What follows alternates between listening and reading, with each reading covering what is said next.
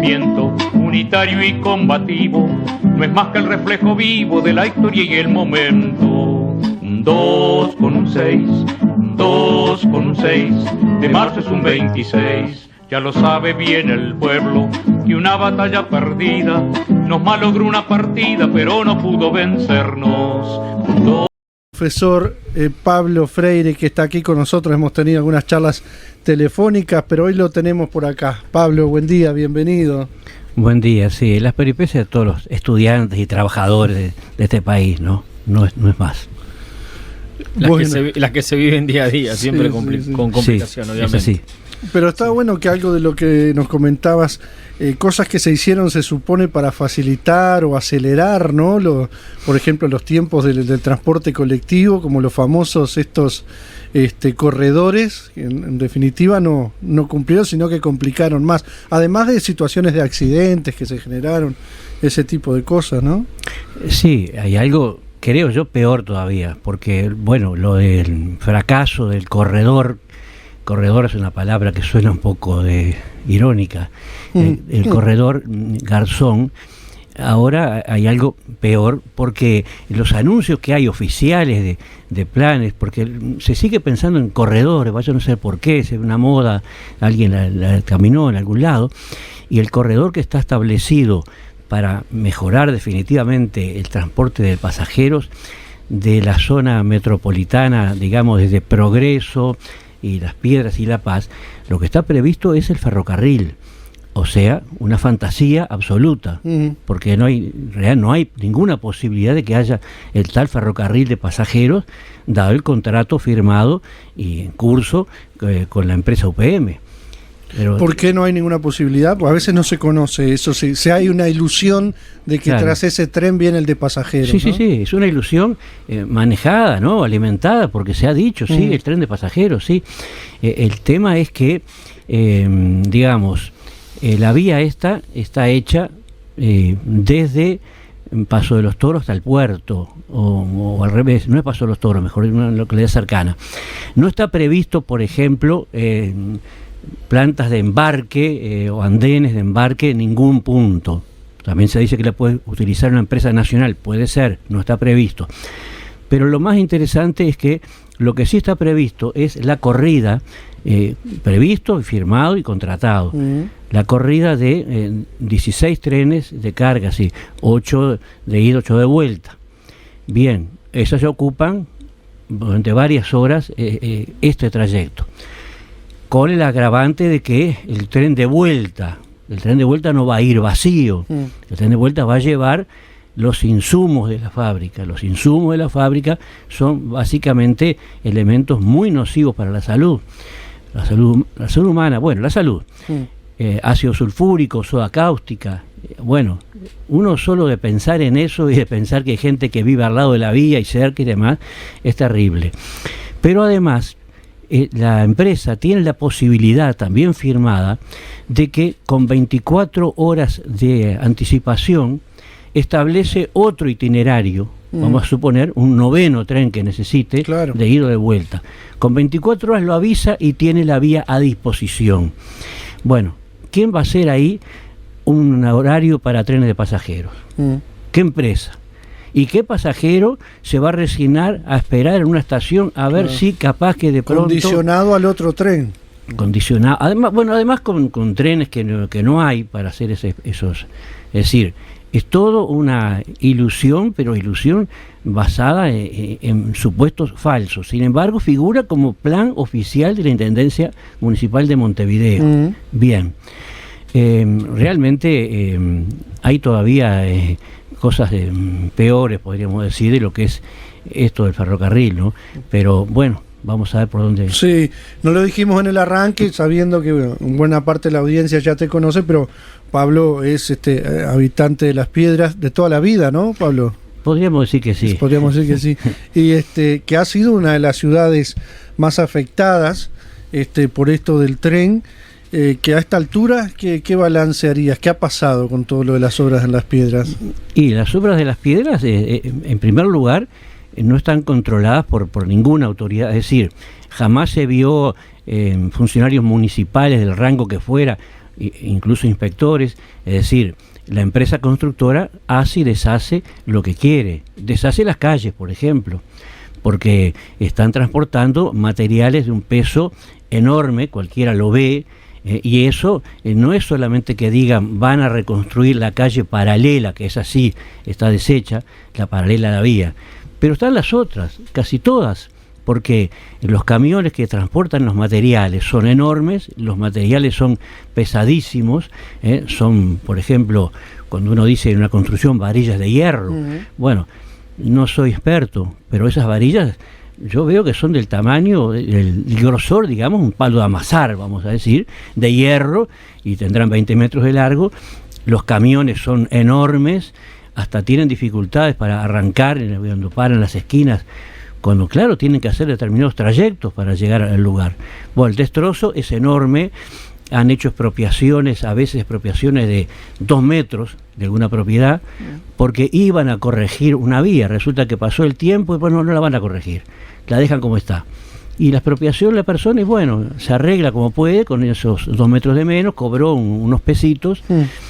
Esos cobros de las indemnizaciones también explican la actitud de la gente.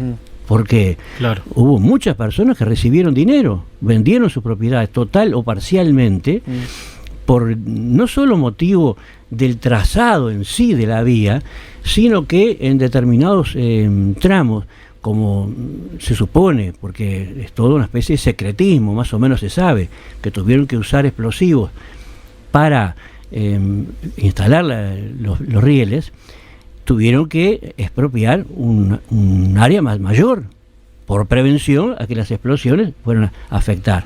Bien, nadie sabe qué va a haber en esa área que queda así desierta, digamos, un desierto urbano, seguramente hormigonado, se verá, pero ese negocio, bueno, le sirvió a mucha gente, le sirvió por distintos motivos. Juegan un poco con la necesidad de la gente. No sé si, bueno, puede ser necesidad, puede ser planes que tengan las personas, pueden ser, todo nos ha metido en la cabeza los dólares, cuánto cuesta una moto, un auto, lo que sea, un paseo, y bueno, ahí fue que se hizo una especie de tajo en la ciudad, que además, claro, tiene 7, 8 pasajes de la vía, es un privilegio cruzar la vía tantas veces, por debajo, de ahí toda esta construcción, por debajo.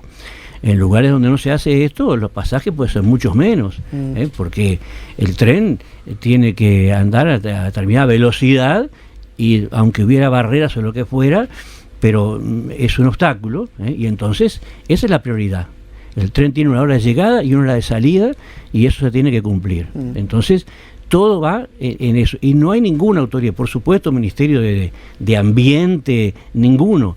Inclusive eso de que hayan encontrado granitos es algo sumamente llamativo, como que encontraron, porque, a ver, se sabe que había una cantera, se sabe, bueno, los vecinos más o menos viejos de Las Piedras sabemos que ahí había una cantera, quizás ya más conocida la cantera de Suárez, de AFE, quizá conocida por una tragedia, como en su momento con una gran explosión, pero también había ahí una cantera donde sacaba el material AFE, y bueno, hasta que se agotó, pero esa era una cantera de granito y ahí sacaban la piedra.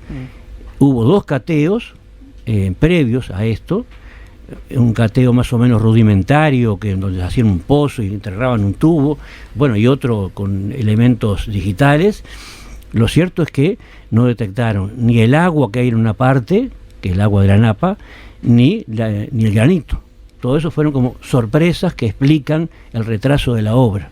O sea, pero eso es todo mediante observaciones que se pueden hacer, no nada, nadie le pregunta, nadie interpela, y cuando digo nadie, los grandes medios de publicidad tienen un silencio absoluto.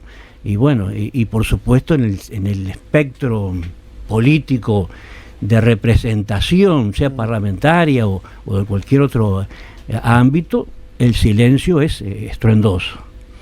¿Y la gente qué dice, Pablo? Independientemente, digo, obviamente, de la que está bien al tanto del tema, de la que está protestando en general, ¿qué tipo de información tienen los vecinos? No, información ninguna, porque la información que se ha dado alguna vez ha sido muy vaga, cambiante y en definitiva el hecho, vamos a decir, es un hecho consumado, eso está ahí, Sí. y está a verse qué será lo que pasará después. Ujú. Eso es un tema que, bueno, a ver, el transporte de pasajeros en sí no creo que haya mucha expectativa, porque el servicio viene siendo muy malo desde hace demasiados años. Y cuando digo muy malo es cuando se puede esperar un tren que puede pasar o no, que podrá llegar a destino o no, o tendrá que bajarse uno y seguir en ómnibus como pueda. Eso venía pasando desde hace muchos años por el deterioro del propio sistema de las distintas administraciones. La del doctor Sanguinetti fue la que suprimió los trenes de pasajeros, y otras que hicieron intentos, pero intentos sin ningún plan, basados en la compra de material rodante usado, que puede ser muy lindo uno pensar con la mentalidad del vecino que compra un auto usado, no, pero esto es un sistema que tiene que funcionar bien, con horario, con repuestos, hace muchísimos años. Entonces se ha perdido totalmente la confianza, y por más que sea el boleto resulte más barato. Entonces todo esto hace que sea más que una incertidumbre. Yo diría que es imposible que una empresa de pasajeros funcione de esa manera. Sí, lo que se dice siempre desde el Estado en cuanto a tren de pasajeros, Pablo, es que el Estado no tiene la plata para sostener, ¿no?, la infraestructura, los propios trenes que hay que tener, como que es un negocio demasiado caro para el Estado uruguayo.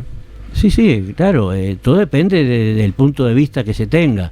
Mi punto de vista es que hay una población en eso que se llama, bueno, con razón, zona metropolitana, de todas las villas hasta el kilómetro 30, 32, de gente que, primero, son trabajadores de distintos grados, distintos rubros, pero son trabajadores, necesitan muchas veces viajar a distintos lugares de Montevideo a trabajar.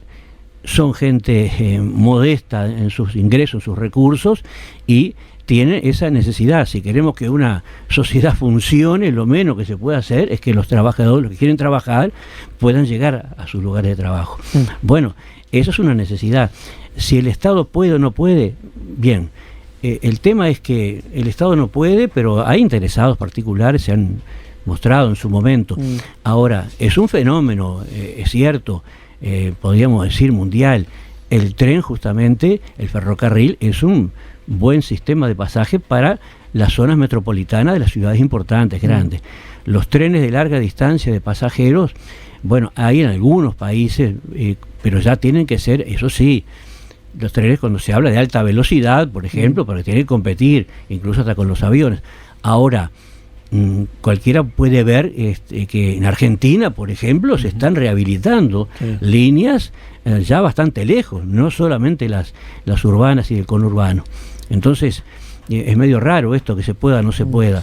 De todos modos, en estos lugares sí se necesita el ferrocarril, está la vía, pero si se hace toda una construcción para ponerla al servicio, y esto no es una palabra así, un término peyorativo, pero es así, al servicio de una empresa, esto no solo afecta a la zona metropolitana, afecta otro aspecto que es interesante también, que también están ocultos, por cierto, de planes que había hasta hace muy poco estratégicos para el ferrocarril, que no solo eran planes, sino que se comenzaron a hacer con costos para el Estado y por lo tanto para la sociedad mucho menores, construcciones que están hechas de vías, algunas de ellas incluso también fueron levantadas y arrasadas por esta nueva obra. Vías instaladas de muy poquito, hace 2 o 3 años, ya fueron. ¿Sí?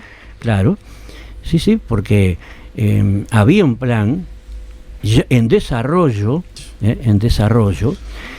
por ejemplo, de 3 líneas férreas. Una de departamento de Florida hasta Rivera, lo que conecta con el Brasil, con la importancia que puede tener. Otra que va hasta Salto, ahí conecta también, porque hay un pasaje ferroviario en la represa, cierto, sí. Conecta con Argentina. Y otra que está casi más bien en plan hasta Río Branco, que también es con la frontera. Pero bueno, lo que pasa es que de repente, no sé, como profesor de historia cultivamos la memoria, digamos, y yo recuerdo la línea esta a Rivera, de un viaje que fue muy publicitado, del entonces presidente de la República, el señor José Mujica, viajando ahí mostrando que se estaba activando una vía con todas las ventajas que eso tenía por la interconexión con Brasil, en materia económica, cultural, todos los discursos que se pueden hacer, ¿no es cierto? Eso en el más absoluto silencio se dejó de lado. Sí, después hizo aquel que vino Cristina, el tren de los... ¿cómo me acuerdo? El tren de los pueblos libres. Sí, yo lo vi pasar incluso. Que es interesante porque era un trencito muy liviano. Y claro, se habla de la velocidad de los trenes pasajeros, ¿cómo puede ser? Claro, si uno pone máquinas muy pesadas y vagones muy pesados, bueno, en estas vías, claro. Y en estas vías tan antiguas, no se puede. El tren de los pueblos libres era un tren típico urbano porteño. Iba bastante rápido. Lo que pasa es que el plan era absolutamente descabellado porque era un viaje que se intentó, que era, pero claro, fíjese, podíamos ir a Buenos Aires en tren, ¿no es cierto? El viaje era hasta Salto. Primero a Paso de los Toros, porque las vías están, no es como las rutas. Primero a Paso de los Toros, después a Salto, o sea, al norte, va a cruzar y después bajar a Buenos Aires. Claro. Era un viaje, no me acuerdo cuántas cantidades de horas, era impresionante. El último viaje que funcionó llegó solo a Paso de los Toros con 9 pasajeros, ¿no? O sea que eso era, digamos, algo absolutamente descabellado. Bueno, hubo otro, no vamos a ponernos a hablar de planes descabellados porque sería un capítulo. En parte lo toma uno con cierto humor porque, bueno, si no, no sé, la depresión sería terrible.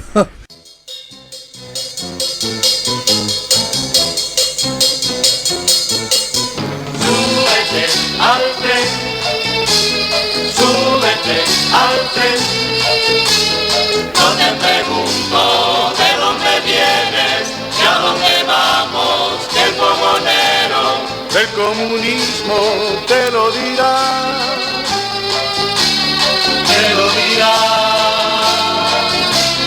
en las vías. Seguimos conversando con el profesor Pablo Freire, tenemos mensajes de los oyentes. Cecilia dice: buen día, es un placer escuchar al profesor Freire como siempre. El tema del tráfico en Montevideo es imposible, en horas pico, en Tres Cruces u Obelisco, se puede estar entre 10 y 20 minutos trancado todo, ni hablar si llega a haber algún accidente o un arreglo de las calles con desvíos, un caos, demasiados autos para una ciudad de calles angostas. Abrazo, dice Cecilia en este mensaje. Bueno, escriben al 099-326-381, estamos con el profesor Pablo Freire. Pablo, ¿en qué zona atraviesa todo el tema de la obra, todas las piedras, o ubicanos un poquito geográficamente la zona afectada? Y la zona urbana afectada, bueno, Progreso, Ciudad 18 de Mayo, Las Piedras y La Paz, claro, en Canelones. Ahora, esto no es que haya empezado la obra y alguien se ponga a pensar, oh, mire, qué barbaridad. Yo tengo que insistir en esto. Es decir, hay antecedentes, hubo antecedentes. Por ejemplo, el arquitecto Mariano Arana tiene su fama de urbanista, ¿no es cierto? Fue uno de los que propuso, no sé a quién le propuso, pero por lo menos al público sí, de que en el kilómetro 32 de ahí tendría que arrancar la vía directa hacia el puerto y no pasaría por ninguna zona urbana, ni de Canelones ni de Montevideo, en paralelo con la ruta 5. Bien, eso no ocurrió. Bueno, ¿te acordás de se argumentó por qué no se aceptó esa? No, claro, eso es parte del secretismo. Claro. Se sabe que se presentó, pero no fue la única propuesta. En su momento también los intendentes, bueno, el intendente de Canelones actual y el de Montevideo, que lo era el ingeniero Daniel Martínez, hicieron la misma propuesta. Y fueron los dos, digamos, a hablar a la casa presidencial con la propuesta. Y salieron y solamente se supo que no. Claro. No hay más datos. Antes que eso había un proyecto que yo estuve en su presentación, de un centro de estudios estratégicos de Canelones, que no sé si existe todavía, que hacía planes para 50 años, por ejemplo, las piedras dentro de 50 años fue aquello. Creo que ya corrieron 15 de esto. Y bueno, estamos no igual, mucho peor, porque el centro presentó unos trabajos que fueron dirigidos por el arquitecto Salvador Esqueloto, que tiene una carrera muy prestigiosa, y en ese proyecto, bueno, no es un proyecto, es una presentación de ideas, en la cual establecía que la vía férrea significaba una división en la ciudad, y que iba a ser, ahí lo que se tomaba era el pasaje de los trenes de carga con la madera, y la cantidad que iba a haber, y que iban a cortar la ciudad al medio. Y que, por lo tanto, lo que convenía era, bueno, lo que estaba diciendo, el tren al puerto desde el kilómetro 32. Esto, los trenes no existen más, los trenes no corren más porque salen por otro lado. Bueno, alguno pasaba, mejor dicho, pero no, se optó por esto, por la celulosa. Es lo mismo la situación, ya estaba previsto esto. Es decir, nunca hubo una confrontación, nadie dijo por qué es más conveniente esto que lo otro. O sea que si hay razones, no se conocen, y en definitiva cuando se conozcan, ya es demasiado tarde.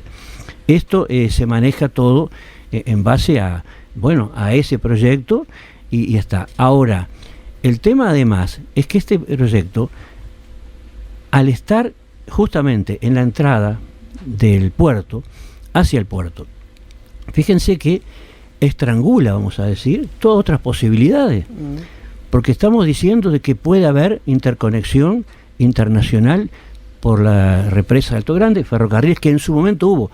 No me refiero al trencito de Cristina, pero me refiero a que yo veía pasar trenes de carga de una empresa que se llamaba Ferrocarriles Argentinos, supongo que será la empresa estatal, trenes de carga con todas las dificultades que había de esas vías que estaban en malas condiciones, pero llegaban al puerto de Montevideo. ¿Por las vías en la represa, decís? Claro, pasan por la represa, Salto, pasó de Los Toros a Montevideo. Es decir, que, por ejemplo, ese arreglo que se hizo de vías, mejor dicho, ese cambio de vías que se hizo hace unos años de Florida a Rivera, no eran las mismas vías que esta, no. Eran vías que permitían un traslado de 40, 50 kilómetros por hora, los trenes de carga, para esas condiciones. En cambio, estos pueden pasar a 80 kilómetros por hora. Ahora, para lo que es el Uruguay, la vida del Uruguay, era suficiente.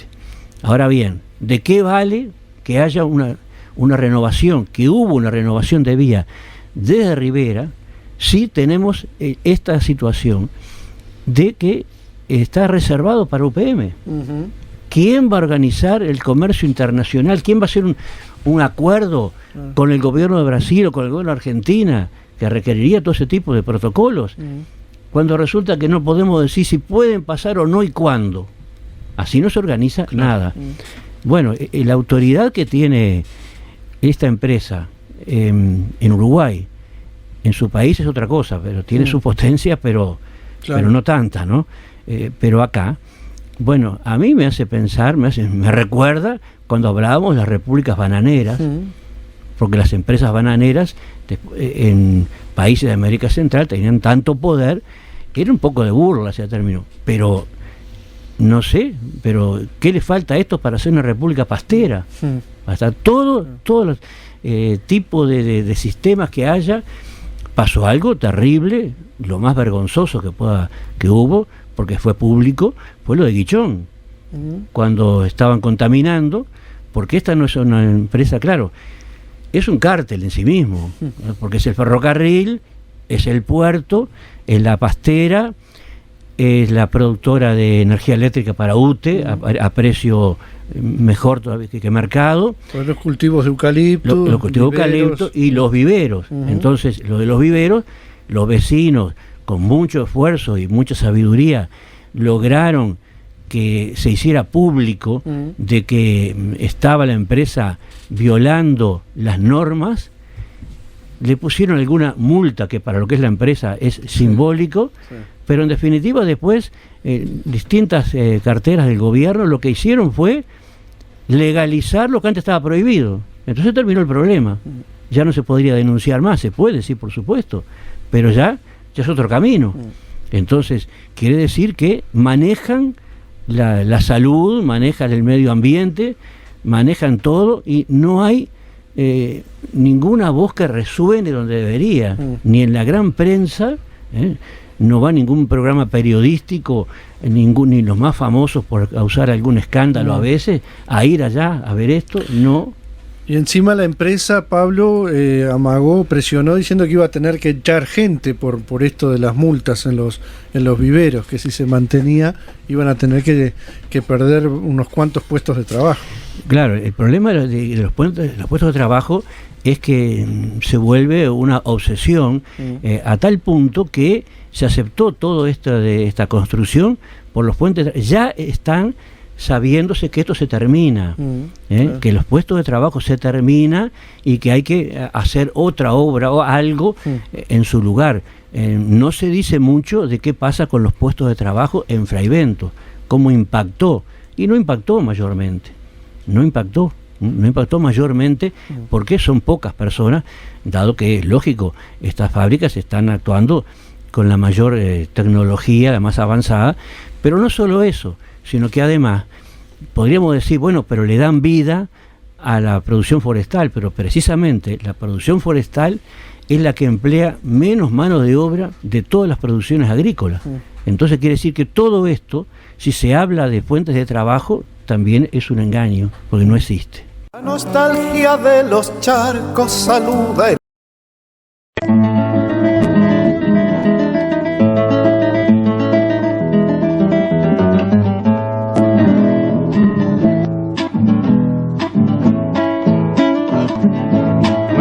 Y pensamiento unitario y combativo no es más que el reflejo vivo de la historia y el momento. Un 2 con un 6, un 2 con un 6, de marzo es un 26. Ya lo sabe bien el pueblo que una batalla perdida nos malogró una